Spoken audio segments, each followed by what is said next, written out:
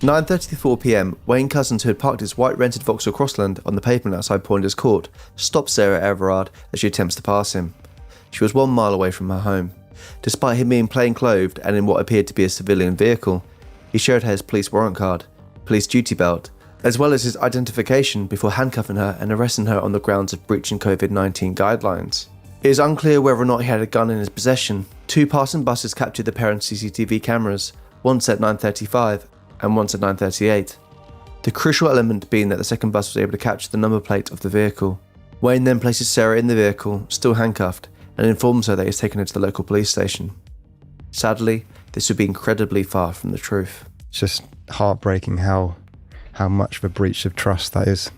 Yeah. It's just extremely sad. There was some high-ranking official of the Met Police interviewed in the weeks that passed this case, where the Sky News, it was the very famous Kate something, Sky News lady, a reporter. She's quite she can be quite venomous sometimes in her comments, but she was really pressing him, and she said, what do you expect women to do who are approached by plainclothed or undercover officers to try and get them to prove who they are, who they say they are? And he said, call 999. And if they say they're not who they are, run. Wow.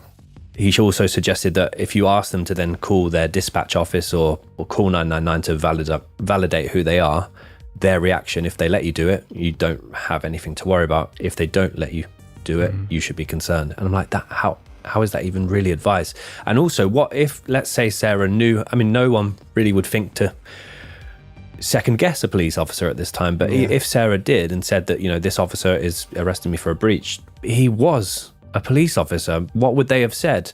I know his role was to be guarding international embassies, but would they have said, okay, well, you are breaching COVID and he's there, he's doing what he, I think it would have, obviously, Sarah was not to know this and she was just following a policeman's orders, but I guess it would have then, Wayne would have been, there'd be evidence of him being there, and in fact, if he did that, and I think he would have refused to do it, and he would have been very defensive about it. And I mean, that whole conversation from or that interview is basically saying you can't trust anyone.